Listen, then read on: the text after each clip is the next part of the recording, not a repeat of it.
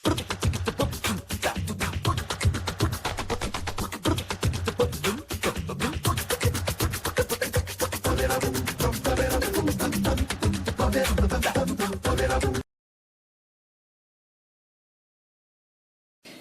عليكم. ان شاء الله باذن الله النهارده هنعمل تورته، وهي سهله وبسيطه خالص.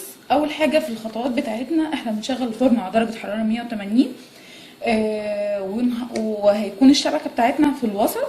تاني حاجه هنبدا نعمل المكونات بتاعتنا. انا هعمل صينيه مقاس 26، 8 بيضات كبار بدرجه حراره المطبخ. هنحتاج كاسه ونص سكر بودر، يعني مهم جدا يكون بودر، هيسهل معاكي جدا.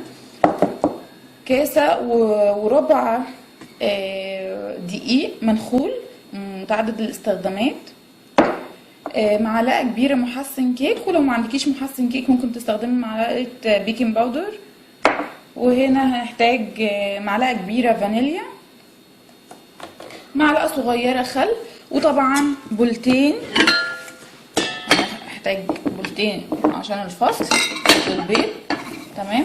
وهنحتاج صينيه متبطنه ونكون مغلفينها بورق زبده، ولو ما عندكيش ورق زبده ممكن تبطنيها بزيت ودقيق وتبطنيها جامد اكنها، يعني ما تحسيش ان الصينيه لونها باين منك. يعني ادي الصينيه. هنبدا دلوقتي، وطبعا مضرب يدوي.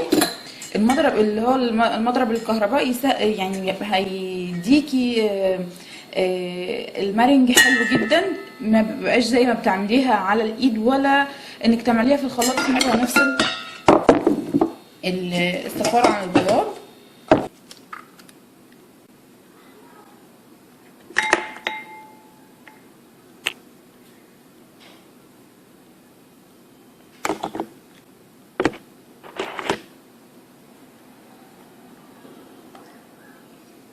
كده ادي الصفار لوحده وادي البياض لوحده، وبعد كده هوريكم هنشتغل ازاي. اول حاجه هعملها هنبدا نضرب البياض البيض عشان نعمل المرنج. هيعمل معايا الرغاوي دي. هنزل بمعلقه خل،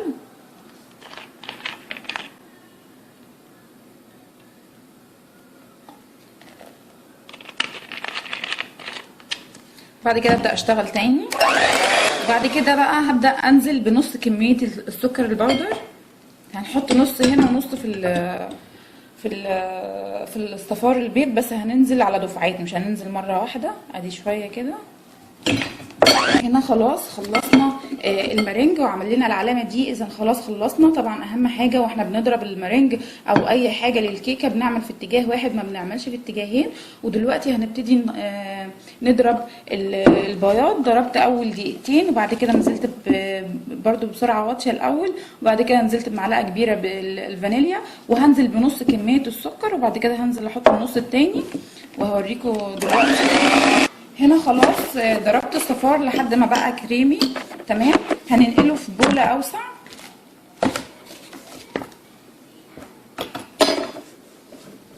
ودايما واحنا بنعمل الكيكات نستخدم حاجة سيليكون او خشب.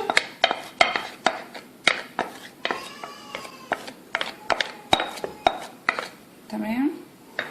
هنيجي بقى للخطوة المهمة. هننزل دلوقتي بالدقيق في البياض ونضربه، قصدي سوري في الصفار. هننزل بربع كمية الدقيق اول حاجة ونضربهم مع بعض وبنرجع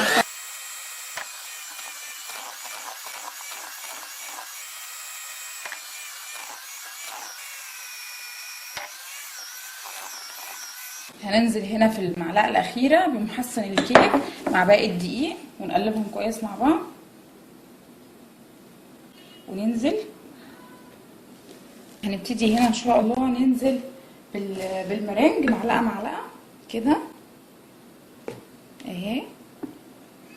ننزل بيها كده، شايفين المرنج اهو. تمام. وهنلف كده، هنقلب من تحت لفوق.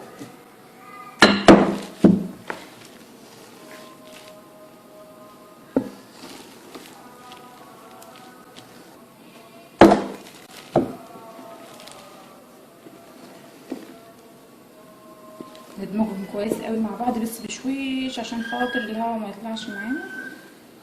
العمليه دي الاخيره دي مهمه جدا، لان طبعا عندنا الدقيق بيبقى ماسك مع الصفار، فلازم نديه يبقى ادينا طراوه كامله مع بعض. كده باذن الله كيكه بعد ما طلعت معانا من الفرن. طبعا انتوا انا بحب العلو ده قوي في التورتات، لو انتوا حابين تبقى اعلى من كده ممكن تعملوا تورتايه تانية. دي معانا التورتايه اهي، ان شاء الله هوريها لكم بعد ما نزينها هنعمل فيها ازاي وهنقصها. بس اهم حاجه دلوقتي هندخلها اول ما تهدى كده، هندخلها التلاجة لمده ساعتين كده ولا حاجه تهدى، وبعد كده هنقسمها، وبعد كده ازاي هنزينها ونختار لها اي افتكاسه كده ونشوف هنعمل ايه ان شاء الله. هنبدا نقسم التورتايه. طبعا طريقه تقسيمها سهله مش صعبه، اهم حاجه يكون معاكي سكينه حاميه طبعا سهلك جدا. وهنا هنضغط بس ضغطه واحده كده من فوق، وهنحدد علامه، ادي واحد. العلامه التانية نحددها هنا، هقسمها 3. تمام. هبدا هنا هاجي اخد والف بالراحه.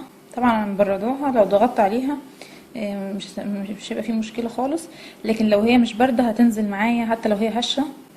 ده اللي حصل معايا اول ما طلعتها، ضغطت عليها بالغلط عملت شويه، بس الحمد لله لحقناها يعني. هنا تاني اللي فوق ناخد كمان خط كده، بسم الله بالراحه، بسم الله الرحمن الرحيم. مش هحرك السكينه خالص، انا هحرك الكيكه.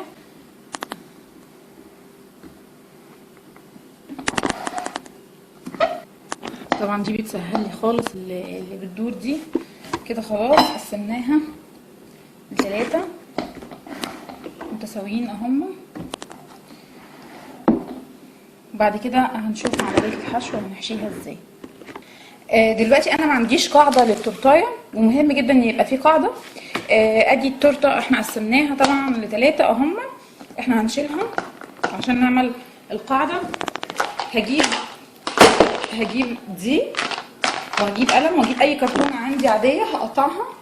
ادي كرتونه عاديه خالص طبعا المضطر يعني، وبعدين هنعلم عليها بالقلم كده. هنا خلاص قطعت القاعده على شكل دايره. هنجيب هنا هنحطها فوق اللي انت هتستخدمي عليه، يعني عشان لو انا مش واثقه قوي في الكرتونه، مع اني انا واثقه فيها يعني لسه قطعها دلوقتي. هجيب الطبقه الاخيره من التورته، اول واحده اللي هي على الوش خالص، وهحطها هتبقى اول واحده هنا.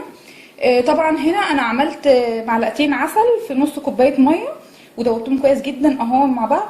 ممكن لو ما عندكيش ممكن 7 اب، ممكن شيره اللي هو السكر والعسل اللي هو الشربات بتاعنا، وممكن نستخدم كمان الشربات بتاع الحلويات اللي هي الفواكه المعلبه.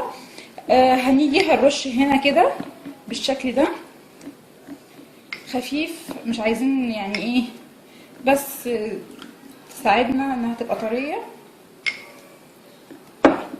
تمام. القمع بتاعي اللي هو احنا عملناه لتزيين التورته الداخليه اللي هو بالقمع العادي خالص. وطبعا لو ما عندكيش ممكن تستخدمي عادي خالص باللي هو اي معلقه او اي حاجه، بس دي هتسهل لك جدا. جربي الطريقه دي هتعجبك قوي، هتسهل معاكي خالص يعني. باي كيس حتى ممكن تخرميه وتعملي بيه الطريقه دي كده بالشكل ده. هنا عملت الطبقه الثانيه وهرش عليها هيرشي كده من جوه. ممكن تحشيها اي حاجه انت عايزاها، بس بما انها شوكولاته بقى نخليها كلها شوكولاته. ممكن اي شوكولاته خام عندك، ممكن جالاكسي تقطعيه تبشريه، اي شوكولاته عندك تبشريها وتحطيها فوقها. هنيجي هنا الطبقه الاخيره اللي هي كانت في الوسط اصلا هنحطها كده مش كتير.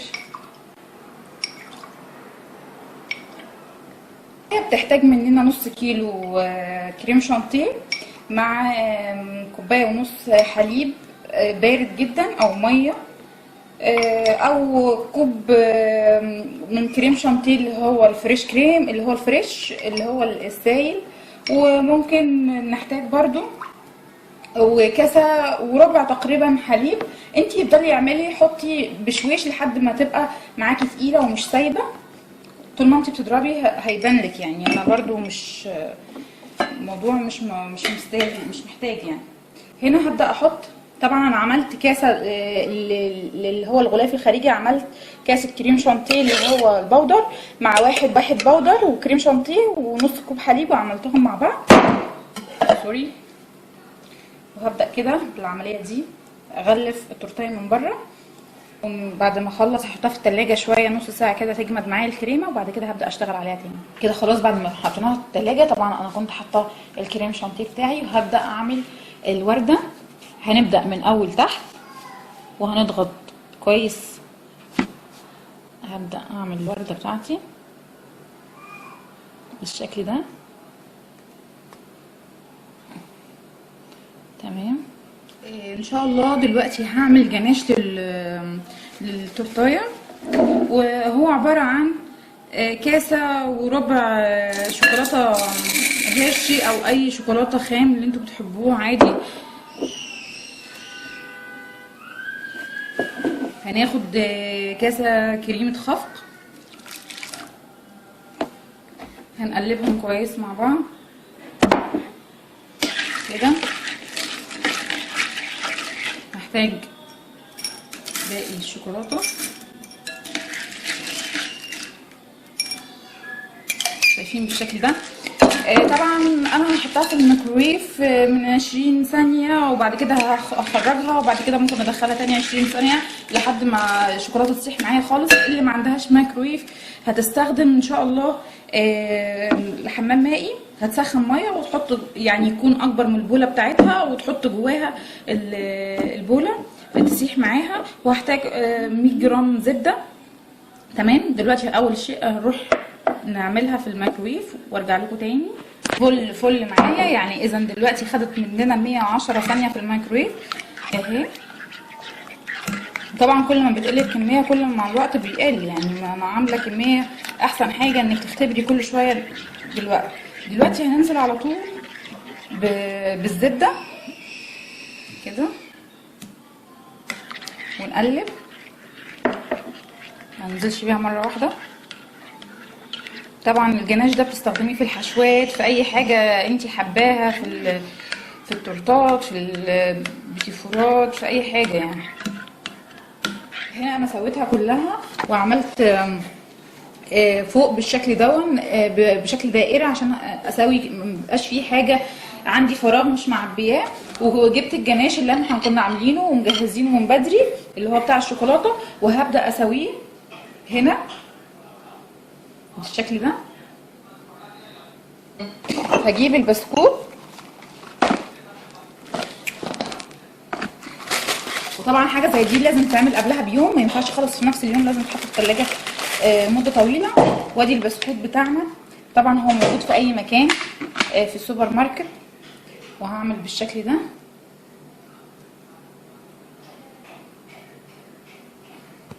ودي خلاص الحمد لله تورتيتي خلصتها وجنشتها وظبطتها خالص، وده الشكل النهائي بتاعها. ودي بهديها لماما حبيبتي كل سنه وهي طيبه بعيد بمناسبه عيد الام.